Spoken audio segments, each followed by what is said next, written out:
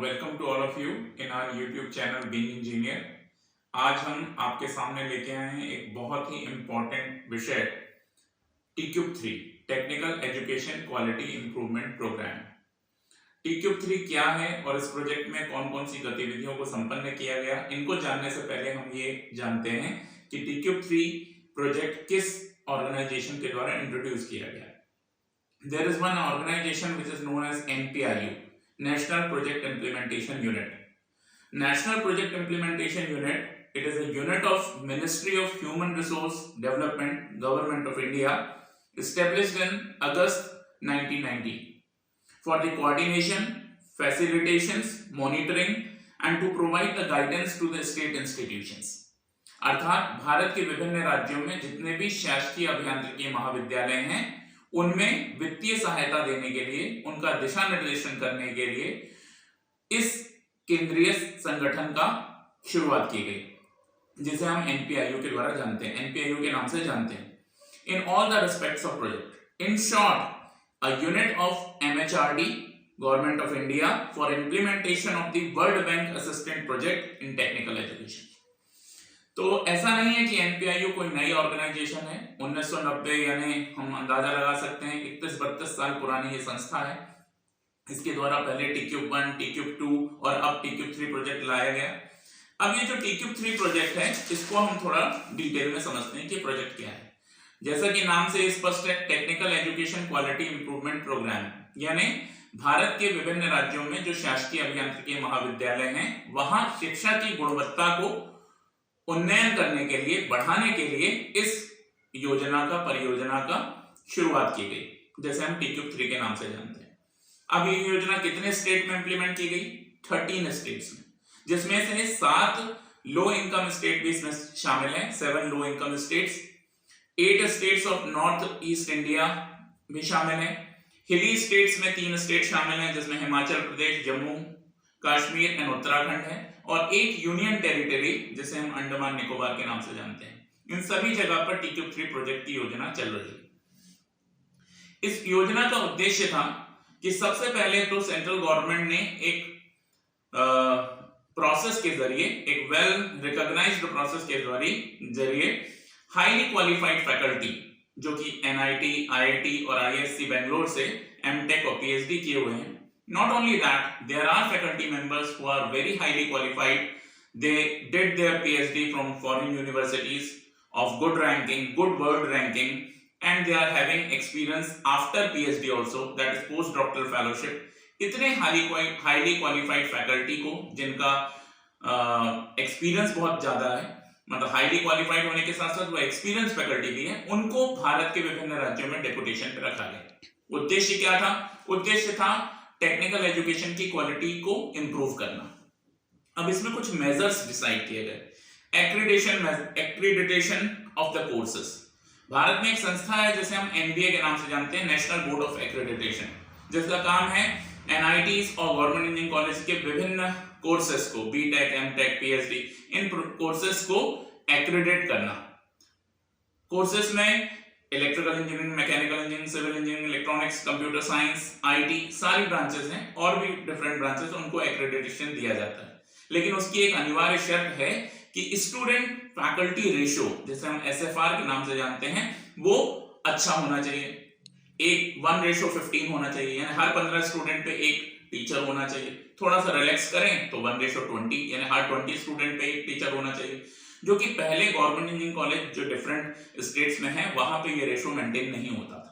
तो निश्चित तौर पे केंद्रीय शासन के दिमाग में, केंद्र सरकार के दिमाग में एक पहलू कहीं ना कहीं था कि हम किस तरह से विभिन्न राज्यों के शासकीय अभियांत्रिकी महाविद्यालय का एक्रेडिटेशन करा सकते हैं विभिन्न कोर्सेज का, और उसके लिए निश्चित तौर पे फैकल्टी की आवश्यकता होगी। तो उन्होंने highly qualified faculty, highly experienced faculty इस TCube3 परियोजना के अंतर्गत विभिन्न राज्यों के गवर्नमेंट इंजीनियरिंग कॉलेजेस में डेप्यूट की, प्योरली टेम्परेरी बेसिस पे, ठीक है, एक प्रोजेक्ट बेसिस। लेकिन इसके साथ साथ एक और जो मुद्दा है जिसपे हमें विचार करना चाहिए, एक MOU साइन किया गया सेंट्रल गवर्नमेंट और स्टेट गवर्नमेंट के बीच में कि ये प्रोजेक्ट टेन्योर जब खत्म हो जाएगा 3 साल के बाद, तो उसके बाद इन फैकल्टी को रिटेन किया जाएगा, उनका सस्टेनेबिलिटी प्लान स्टेट गवर्नमेंट को बनाना है, क्योंकि ये हाईली क्वालिफाइड और एक्सपीरियंस फैकल्टी हमने स्टेट को दी है।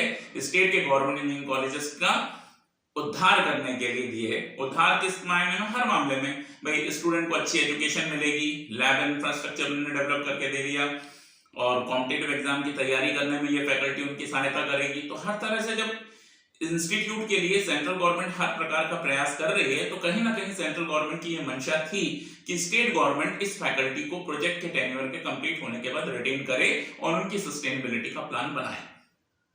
और ऐसा हुआ भी, लेकिन सिर्फ 3 राज्यों में, बिहार, झारखंड और उत्तर प्रदेश।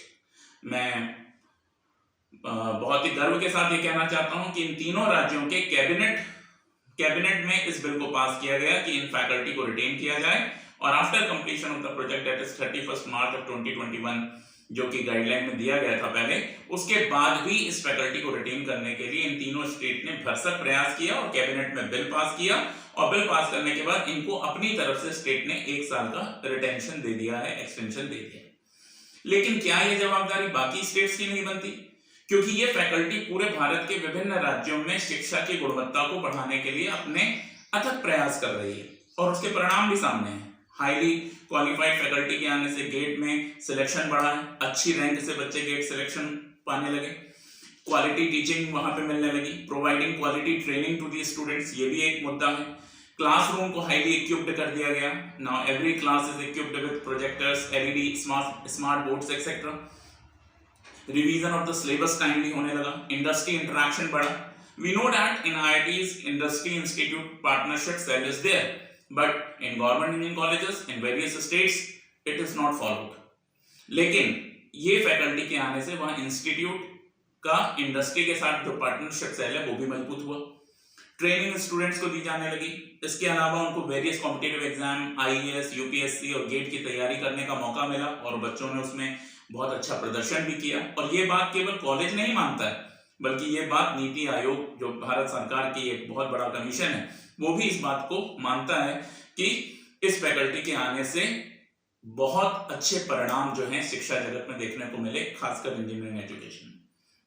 तो मेरा कहना सिर्फ इतना है सभी तमाम टीक्यू फैकल्टी की तरफ से कि बाकी स्टेट्स को भी इस तरह का कदम उठा करके फैकल्टी को रिटेन करना चाहिए, not only because of the faculty members in their families, but also for the students who are studying in government engineering colleges of your states. ये सवाल सैकड़ों टीक्यूब 3 फैकल्टी का नहीं है, उनके परिवारों का नहीं है, बल्कि हजारों विद्यार्थी जो शासकीय अभियांत्रिकी महाविद्यालय में अध्ययनरत हैं, उनके भविष्य का भी है, आपके स्टेट की साख का भी है। सेंट्रल गवर्नमेंट ने 3.5 इयर्स तक इस योजना को जारी रखा। अब उसके बाद फैकल्टी को रिटेन करना और शिक्षा की गुणवत्ता को बढ़ाना, यह आपकी जिम्मेदारी बनती है। तो मेरी ये अपील है सभी राज्यों के principal secretary of higher education से, शिक्षा मंत्री से और मुख्यमंत्रियों से भी कि वो इस बात का संज्ञान लें और इस दिशा में उचित प्रयास करें और फैकल्टी को रिटेन करने और उनका एक्सटेंशन करने और उनको रेगुलराइज करने में अपनी महत्वपूर्ण भूमिका का निर्वहन करें, जो कि आज के समय में अत्यंत आवश्यक है। क्योंकि रिसोर्सेज हमारे पास कितने भी हो जाएं, अगर हमारे पास फैकल्टी नहीं रहेगी तो उन रिसोर्सेज का यूटिलाइजेशन कौन करेगा? Having resources in your colleges, in your institution is a different matter, but proper utilization of those resources for the betterment of humanity, for the betterment of mankind, for the betterment of technical education, as well as for the engineering students, this is a different aspect, and we should look this aspect very seriously. Thank you very much.